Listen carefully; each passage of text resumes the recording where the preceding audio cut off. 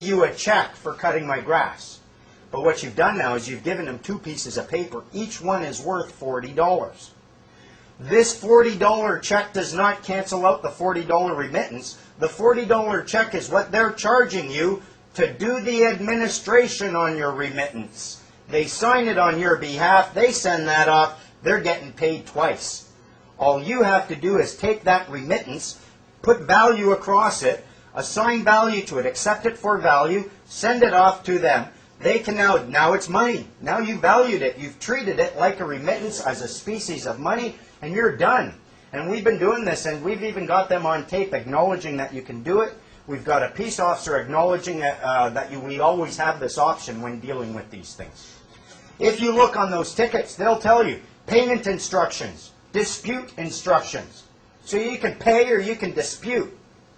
If you choose the dispute route and you go in there, they'll give you a piece of paper and it says right on it, date dispute was created. Dispute created by. You created dispute. You never offered discussion. You never offered anything. You jumped right into the dispute and now you're in dishonor. Whether or not you win in court doesn't really matter. You're in court in dishonor. All you had to do was accept what they give you, say, I value that, there you go, take it back. Now how can you do this? How can you just take a remittance and assign value to it?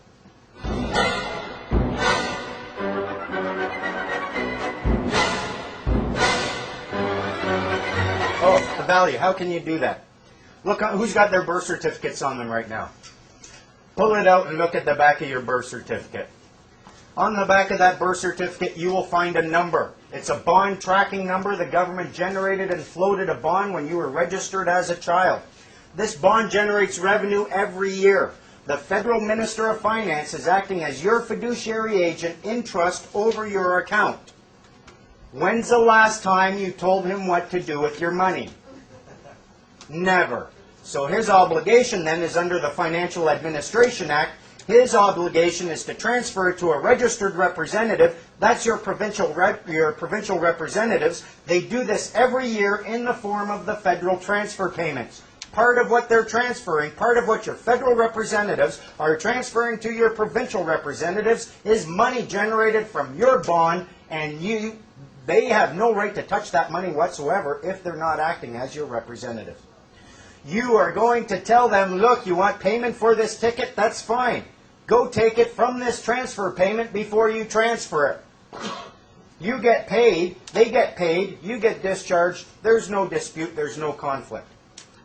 And they don't like that too much. The violation tickets are the next thing.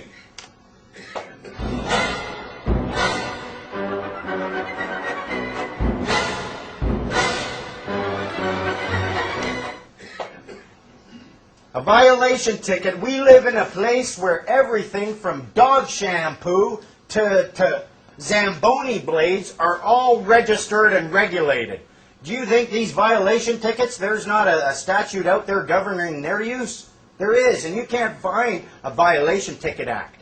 A violation ticket is in fact a bill of exchange. It's just like a check almost. It's an unconditional order in writing addressed by one person to another, signed by the person giving it, requiring the person to whom it is addressed to pay upon a demand or at a fixed or determinable time a sum certain in money to or to the order of a third party or the bearer. Sounds like a big complicated thing. It's not. Look at the bill of exchange or at your violation ticket. Every little element of that bill of exchange is found there. Here's what they want you to do. They want to say, here's your ticket, you sign the original, they keep the original, they give you a copy, now go to court, pay up or go to court.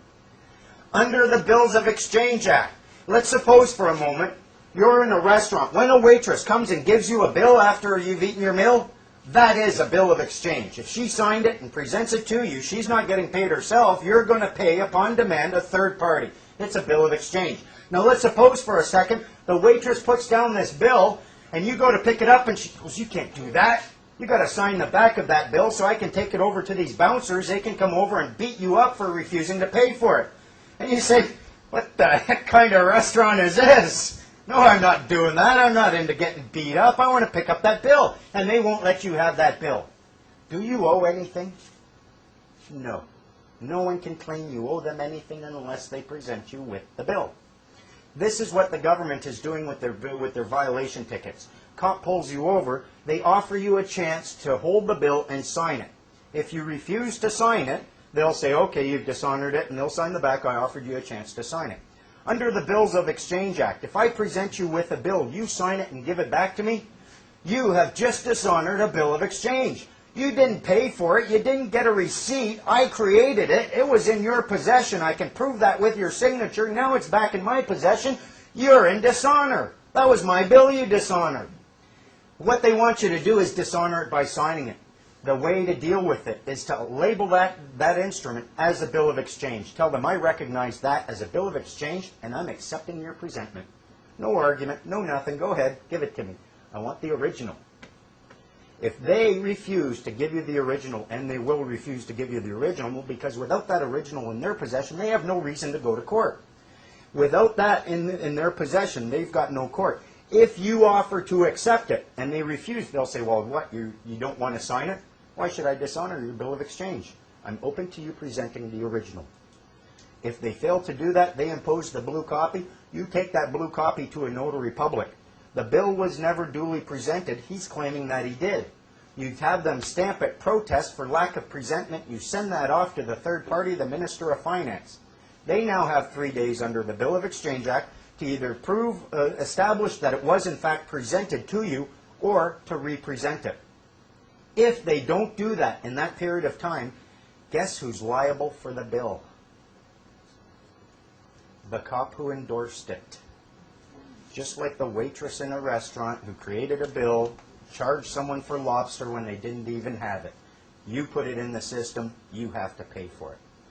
People who are doing this now, when they tell the police officers, yeah, that's a bill of exchange and I'm accepting your offer and I want the original, boom, they're closing that book and they're pulling out another book with warnings. And they're giving people all these warnings, saying, well, I've already run your name through the computer, I got to do something here, so I'm going to give you a warning.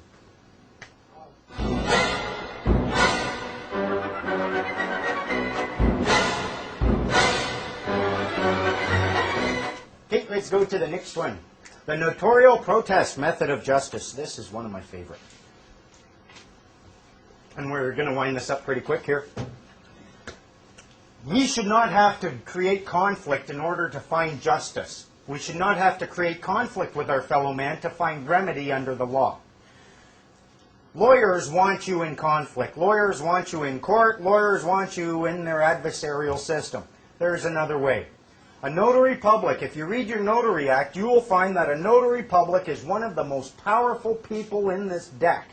They can do anything. They can perform, what's the exact word? Any duty found under any enactment, statute,